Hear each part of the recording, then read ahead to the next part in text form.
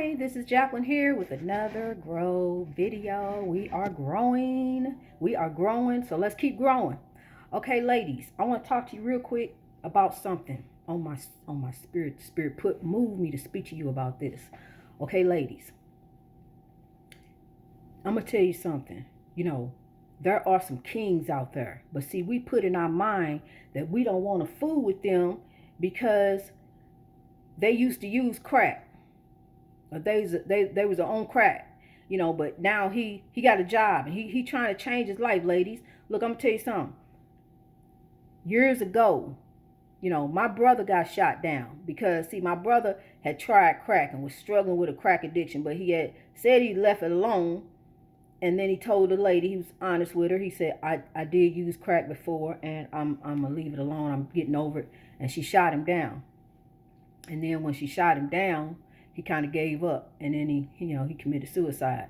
So what I'm trying to tell you is there are some good brothers out there, and I'm thinking, even in my marriage, had my husband came and told me at that time when we got together that he used to be on crack, I would have shot him down because see, I already dealt with two rebels, but then I didn't even want to give this one an opportunity because I don't want to go back down that path no more. I can tell you some stories. And if you're dealing with that and you're struggling with somebody who on that, if he don't make up his mind today, not tomorrow, not next week, not one more chance, not one more opportunity, today, it's over.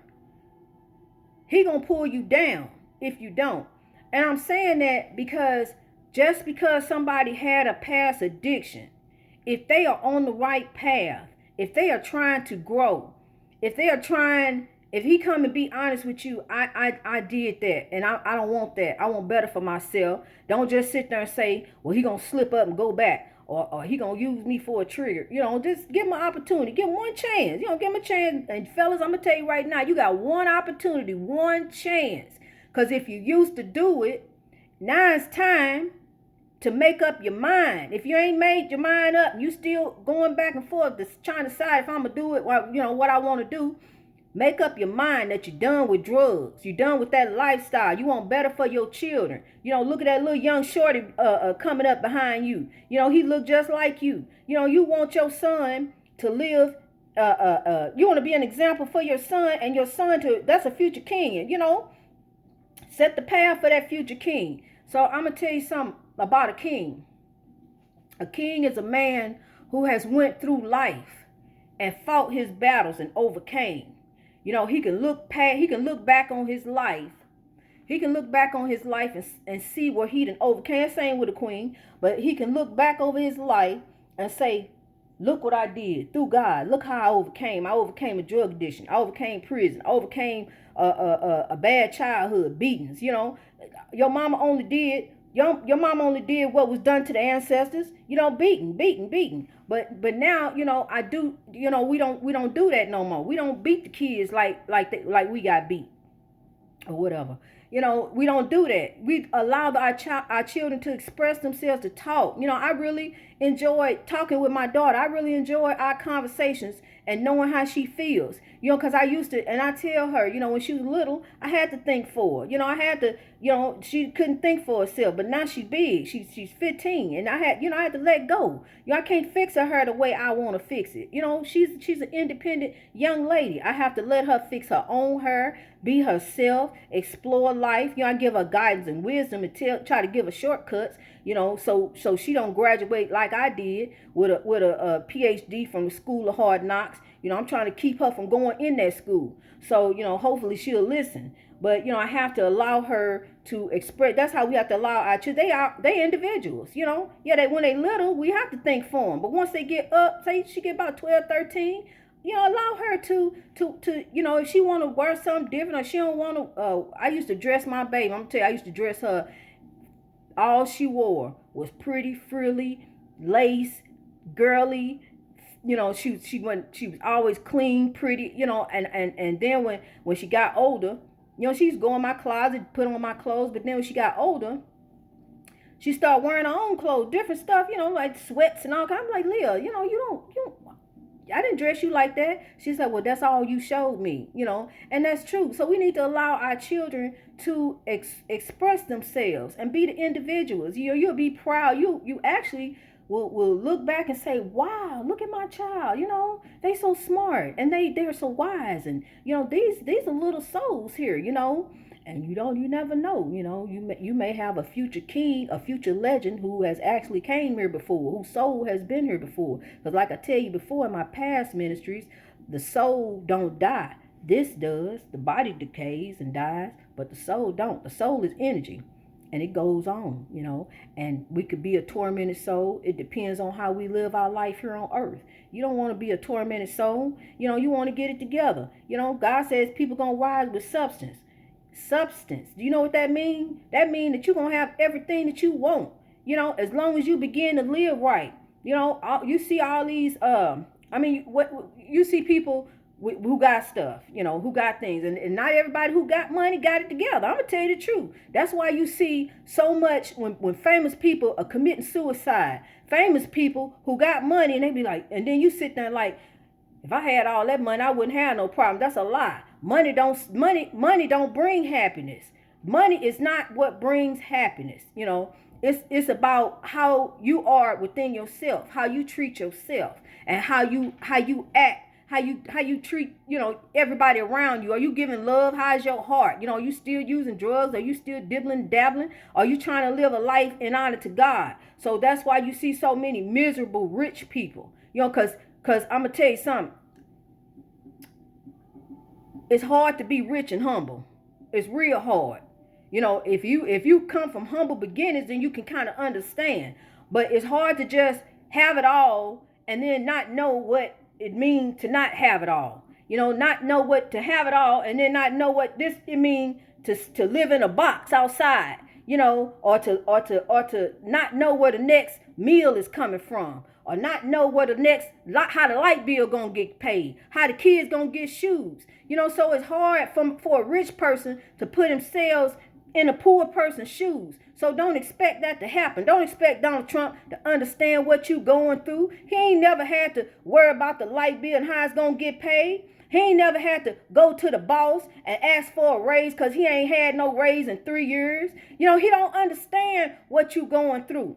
So you can't put all your hopes and dreams in Donald Trump, United States Congress, the legislators, the governor. You have to put your trust and faith in you and your God.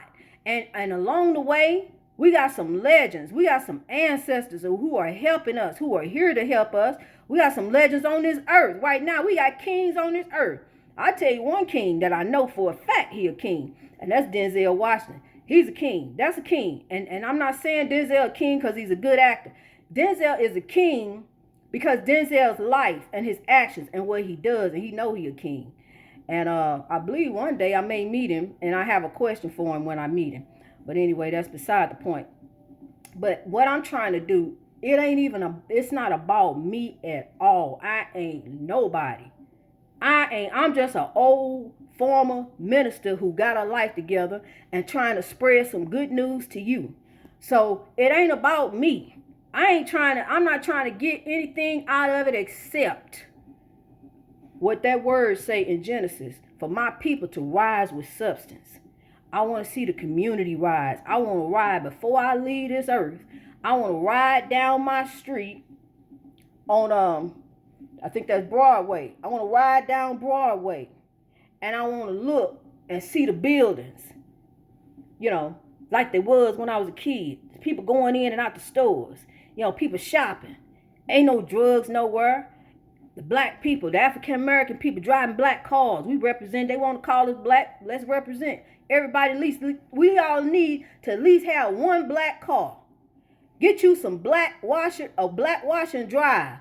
Get you a black refrigerator. Represent. They want to call you black. Represent. Be proud of who you is. I'm so proud of the young ladies on the news who have embraced themselves. Who have not said that I'm just going to go by what society says is normal. And society says you're supposed to look at. I'm not going to try to change myself. I'm going to be who I am. So I am so proud of those young ladies on the news. And that's what we have to do as a people. We have to rise, above our circumstances and be who we are, and have that love. Because I'm going to tell you something, really, it starts in your heart. It starts in your heart. Don't start in the church. You go to church and you're going through this process and you got to go through the new members meeting, and you got to work on the usher board. You got to pay your tithes. You got to give your offering. Then when you fell off, Lord, forgive me. I got to go to work, going back to church, and you just keep on going. Get up in the morning trying to get the kids ready for church. It's a mess. Everybody trying to find their shoes, the keys, and trying to get out the door. You running late. You don't have to do all that to get the glory. It don't take all that, Pastor. It really don't. It don't take all that. We got too much church foolishness going on. Everybody want a church. Now, everybody don't need a church. Everybody need to come together, because I don't want no church. I want a movement. Everybody need to come together and begin to build up our community. We need a movement. This is not about me becoming a minister in some church and then I'm going to have a great big congregation. I don't, if I go around speaking, then that's fine. But I want a movement. That's what I want. I want celebrities on board. I want basketball players. I want congressmen. I want everybody. The man who used to stand behind Elijah Cummings. I want everybody.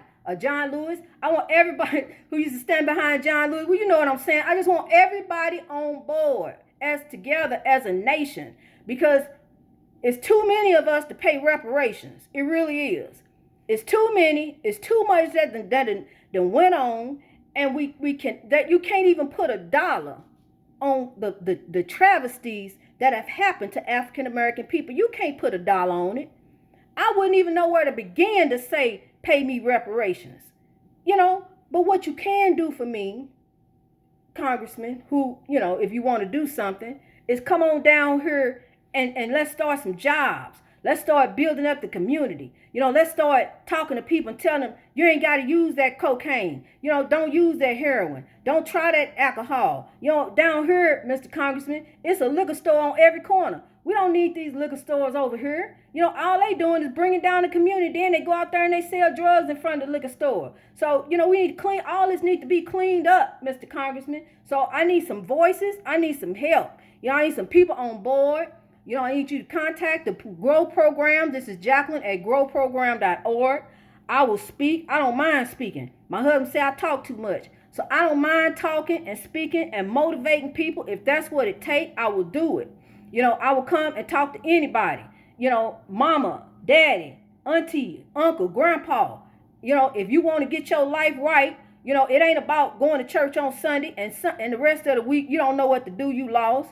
It's about living in honor every day. Not one day, every day. So we need to get this in order, people, for real. We got little young kings and queens who are looking at us. So we need to get this together, and it gets real deep. I talked to you about this house. It gets real deep. It gets way deeper than what you think. Because what is actually happening is we are going back. We can't go back to Africa, but we're going back in our mindset, because we're going to start building up our community. We're going to start within ourselves as a people. That's how the people are going to come out with substance, because it starts within us. And then once we begin to have substance and building wealth, guess what the kids going to do? They're going to keep on. They're going to keep carrying the torch on. It's going to be Black Wall Street all over the United States. But this time, it ain't going to be run out. It ain't going to be run away. It ain't going to be burnt up. It's going to keep growing and growing and growing.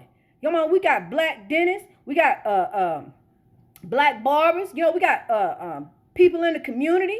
I hate to say black, but they want to keep calling us black. Well, we need to really represent. We really do. We need to show up and show out for this grow movement. We do. I need everybody on board.